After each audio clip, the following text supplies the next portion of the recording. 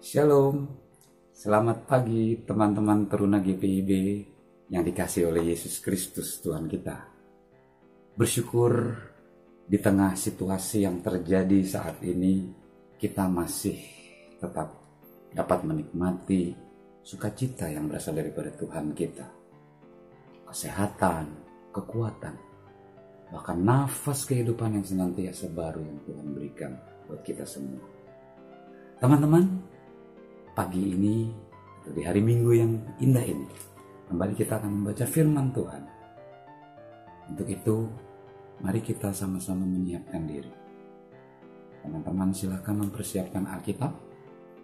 Yang bacaan kali ini terambil dari Kitab Ratapan, pasal yang pertama, ayat yang ke-1 sampai dengan 17. Saya ulang, Kitab Ratapan pasal 1 ayat 1 sampai dengan 17. Baik, sudah semua menyiapkan? Kalau sudah, mari kita biarkan Alkitab kita tetap terbuka. Kita berdoa memohon bimbingan Roh Kudus menuntun kita. Mari kita satu di dalam doa. Bapa di dalam surga, Bapa yang penuh kasih, yang kami panggil dan kami sapa hanya melalui anak-Mu Yesus Kristus. Terima kasih Tuhan, karena hingga pada saat ini nafas kehidupan yang senantiasa baru Tuhan berikan buat kami. Bapa di dalam surga, di pagi hari yang indah ini kami akan membaca sebagian daripada firman. Kiranya Tuhan berkenan menguduskan hati dan pikiran kami, menguasai kami dengan kuasa Roh Kudus-Mu, agar kami layak di hadapan-Mu untuk menerima firman Tuhan. Berfirmanlah Bapa, karena kami anak-anak-Mu telah siap sedia mendengar. Di dalam nama Yesus kami sudah berdoa dan mengucap syukur. Amin. Baik teman-teman, kita akan baca bersama-sama Kitab Ratapan 1 ayat 1 sampai dengan 17 ini. Saya akan membaca, teman-teman silakan baca di rumah. Ratapan 1 ayat 1 sampai dengan 17 yang menyatakan, betapa terpencilnya kota itu yang dahulu ramai. Laksana seorang jandalah ia, yang dahulu agung di antara bangsa-bangsa. Yang dahulu ratu di antara kota-kota, sekarang menjadi jajahan. Pada malam hari terseduh-seduh ia menangis, air matanya bercucuran di pipi. Dari semua kekasihnya tak ada seorang pun yang menghibur dia. Semua temannya mengkhianatinya, mereka menjadi seterunya. Yehuda telah ditinggalkan penduduknya karena sengsara dan karena perbudakan yang berat. Ia tinggal di tengah bangsa-bangsa, namun tidak mendapat ketenteraman. Siapa saja yang menyerang dapat memasukinya pada saat ia terdesak. Jalan-jalan ke Sion diliputi duka cita karena pengunjung-pengunjung perayaan tiada. Sunyi senyaplah segala pintu gerbangnya, berkeluh kesahlah imam-imamnya. Bersedih pedih darah-darahnya, dan dia sendiri pilu hatinya. Lawan-lawan menguasainya, seteru-seterunya berbahagia. Sungguh Tuhan membuatnya merana karena banyak pelanggarannya. Kanak-kanaknya berjalan di depan lawan sebagai tawanan.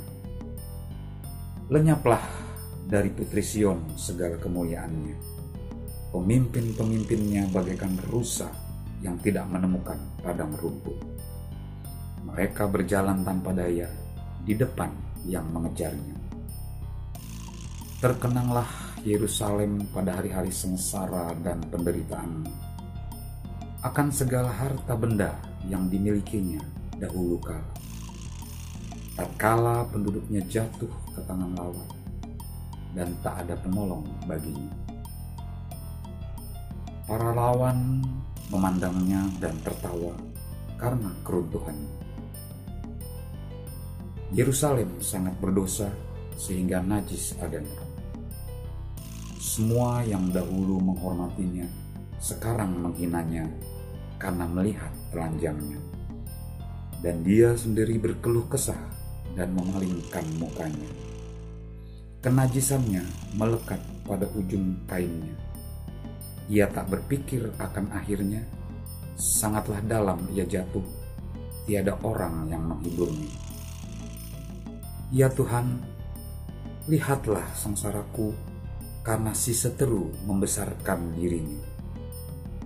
Si lawan mengulurkan tangannya kepada segala harta bendanya. Bahkan harus dilihatnya bagaimana bangsa-bangsa masuk ke dalam tempat kudusnya. Padahal Engkau ya Tuhan telah melarang mereka untuk masuk jemaah-Mu. Berkeluh kesah seluruh penduduknya, sedang mereka mencari roti. Harta benda mereka berikan ganti makanan untuk menyambung hidupnya. Lihatlah ya Tuhan, pandanglah betapa hina aku ini.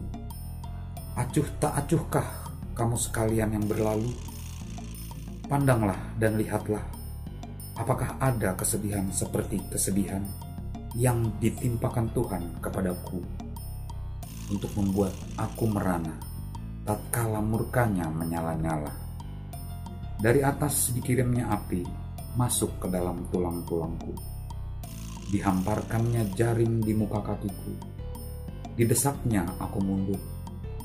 Aku dibuatnya terkejut, kesakitan sepanjang hari.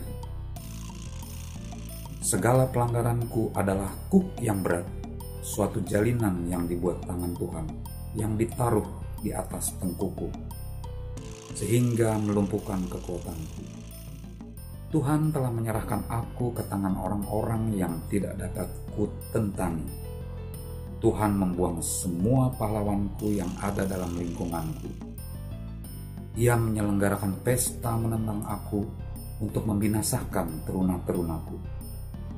Tuhan telah menginjak-injak putri Yehuda darah itu, seperti orang mengirik memeras anggur. Karena inilah aku menangis, mataku mencucurkan air. Karena jauh daripadaku penghibur yang dapat menyegarkan jiwaku. Bingunglah anak-anakku karena terlampaui kuat si seteru. Sion mengulurkan tangannya tetapi tak ada orang yang menghiburnya. Terhadap Yakub dikerahkan Tuhan, tetangga-tetangganya sebagai lawan. Yerusalem telah menjadi najis di tengah-tengah mereka. Ya, sampai sejauh ini pembacaan kita pada pagi hari ini. Teman-teman teruna sekalian, kitab Ratapan ini adalah salah satu kitab syair yang kemungkinan ditulis oleh Nabi Yeremia, karena Nabi Yeremia secara sejarah dialah yang menubuatkan akan pembuangan di Babel pada waktu itu. Nah, si penyair mau mengungkapkan betapa sedih dan sungguh sangat memprihatinkan kondisi Yerusalem pada saat itu. Karena apa? Yerusalem merupakan sebuah kota yang dijadikan kota pemerintahan, pusat pemerintahan pada saat itu. Mulai pada saat Raja Daud, lalu Salomo, Raja Daud dan Salomo. Yerusalem menjadi ibu kota pemerintahan kerajaan Israel. Bahkan ketika Salomo membangun Bait Allah, kota Yerusalem menjadi pusat kerohanian bagi bangsa Israel pada saat itu. Jadi setiap kali ada perayaan-perayaan, hari-hari perayaan, kota Yerusalem akan dipenuhi oleh banyak pengunjung. Karena tadi Yerusalem merupakan pusat dari kerohanian. Nah, ketika bangsa Israel atau kerajaan Yehuda pada saat dibuang ke Babel. Yerusalem sudah punah, sudah hancur. Ya. Nah, penyair mengungkapkan kesedihannya, mengungkapkan perasaannya, bagaimana melihat hancurnya Yerusalem yang tadinya penuh sukaria, sekarang menjadi duka cita. Yang tadi menjadi pusat kerohanian, sekarang tidak lagi seperti itu. Sunyi senyum, seperti apa yang digambarkan dari bacaan kita pada saat ini. Ada beberapa hal yang mau disampaikan lewat ungkapan si penyair. Yang pertama,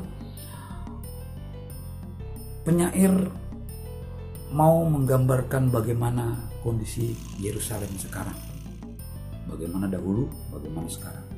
Lalu yang kedua, bagaimana si penyair menyesal karena perbuatan dosa yang dilakukan oleh bangsa Israel pada saat itu, dan bangsa Israel tidak sempat untuk bertobat sehingga semuanya harus terjadi. Lalu yang ketiga, malapetaka yang terjadi itu bagi penyair merupakan salah satu konsekuensi yang harus diterima oleh bangsa Israel atas apa yang mereka telah perbuat selama ini. Lalu yang keempat, walaupun penyair sedih, tapi di dalamnya penyair merasa bahwa ada sebuah harapan yang baik yang akan diberikan Tuhan bila mana bangsa Israel mau bertobat. Itu beberapa hal yang mau disampaikan oleh penyair. Jadi kalau teman-teman baca seluruh bagian kitab Tatapan, itu ada bagaimana penyair mau menyampaikan ada loh harapan indah jika kita mau mengandalkan Tuhan. Intinya gitu. Jadi bangsa Israel mau bertobat. Nah, dari bacaan ini apa yang kita mau pelajari? Apa pembelajaran yang kita terima? Yang pertama, dalam kondisi apapun, dalam situasi apapun yang kita hadapi, haruslah kita tetap mengandalkan Tuhan di dalam kehidupan kita. Karena hanya Dialah yang dapat menolong. Hanya Tuhanlah yang dapat memberikan kekuatan, bahkan pertolongan, jalan keluar, solusi, dan sebagainya. Teman bisa menjadi musuh, bahkan sahabat bisa menjadi pengkhianat. Bahkan ada ungkapan yang terkenal, ada uang, abang disayang. Tidak ada uang, abang ditendang. Nah, ungkapan ini kan bukan ungkapan yang semata-mata hanya sekedar karangan yang gak ada arti. Tapi di dalam kehidupan nyata di dunia ini, itu ada di sekitar kita. Ketika kita sedang bersuka cita, ketika kita sedang senang, banyak orang datang menjadi teman kita. Tetapi ketika kita sedang merasakan kesedihan, sedang mengalami kesusahan, akan ada banyak orang menghindar dari kita, dan kita harus menghadapi ini semua. Tapi lewat bacaan ini, sekali lagi penyair mau memberikan sebuah harapan. Andalkan Tuhan, karena Dialah satu-satunya sahabat yang setia. Dalam kondisi apapun kita hadapi, Dia selalu ada dan Dia selalu siap untuk mendengar keluh kesah kita. Ya, jadi itu yang pertama. Lewat bacaan kita, pembelajaran yang kita boleh terima adalah andalkan Tuhan di dalam kehidupan kita. Karena hanya Dia yang setia, yang senantiasa ada buat kita. Lalu yang kedua, terkadang sebuah situasi sulit, rasanya kita perlu untuk mencoba untuk berdiam diri, merenungi diri, bahkan mengintrospeksi diri. Untuk apa? Mengintrospeksi diri. Yang pertama, apa yang sudah kita lakukan selama ini di dalam kehidupan kita? Lalu, yang kedua, apakah yang kita lakukan selama ini adalah sesuatu yang dapat bisa menjadi berkat bagi banyak orang? Atau justru kebalikannya, itu semata-mata kita lakukan untuk menyenangkan diri sendiri. Ya. Dan mengintrospeksi diri juga, seberapa dekat atau seberapa eratkah hubungan kita dengan Tuhan, sang sahabat setia tadi. Bagaimana kita dapat mengandalkan Dia kalau kita tidak dekat dengannya? Sementara Tuhan senantiasa menunggu, Tuhan senantiasa setia, Tuhan menunggu kapan kita datang kepadanya. Nah, mengintrospeksi diri ini merupakan hal penting, karena mengintrospeksi diri juga menghindari segala sesuatu yang jahat yang bisa timbul di dalam hati kita.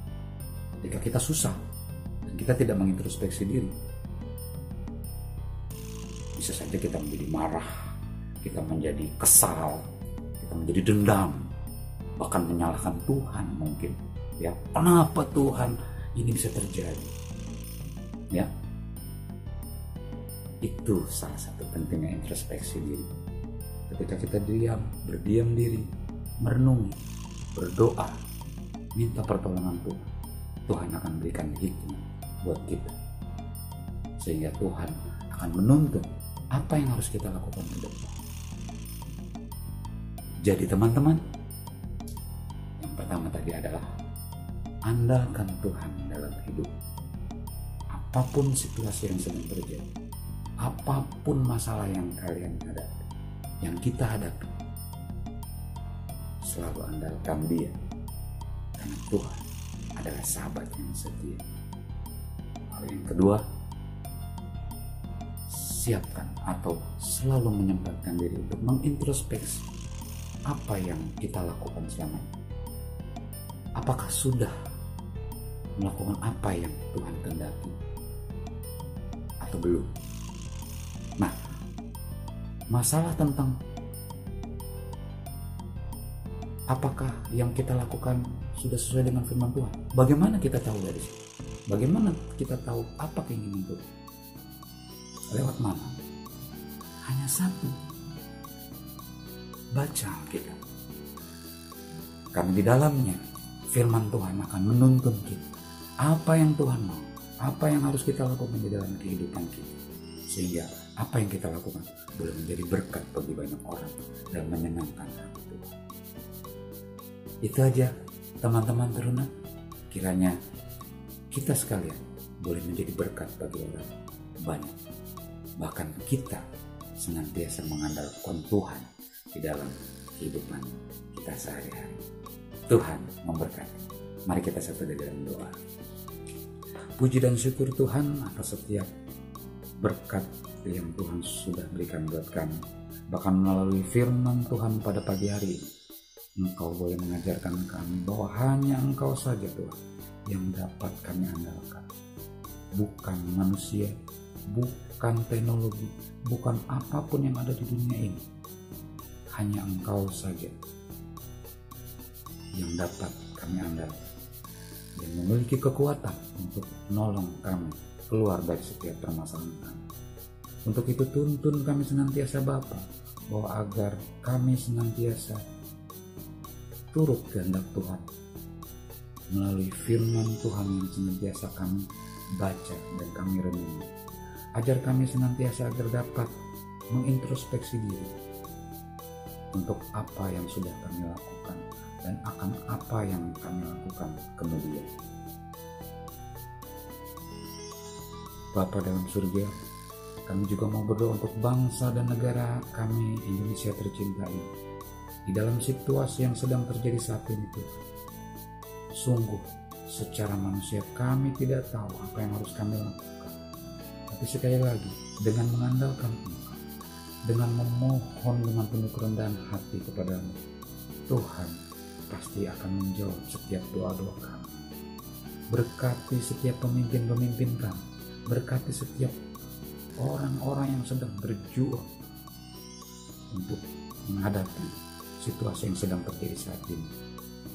Berikan mereka hikmat, berikan mereka kekuatan, berikan mereka kemampuan. Kami serahkan seutuhnya kehidupan kami hanya ke dalam tangan kasih-Mu Bapa. Pimpin kami senantiasa dan jadikan kami teruna-teruna menjadi teruna-teruna yang siap untuk membangun bangsa kami ini dengan senantiasa menuruti akan kehendak Tuhan. Ampuni setiap salah dan dosa kami. Di dalam nama Yesus Kristus kami sudah berdoa dan mengucap syukur. Amin. Demikian teman-teman teruna, silahkan merenungi diri, mengintrospeksi diri, andalkan Tuhan dalam hidupmu. Tuhan memberkati.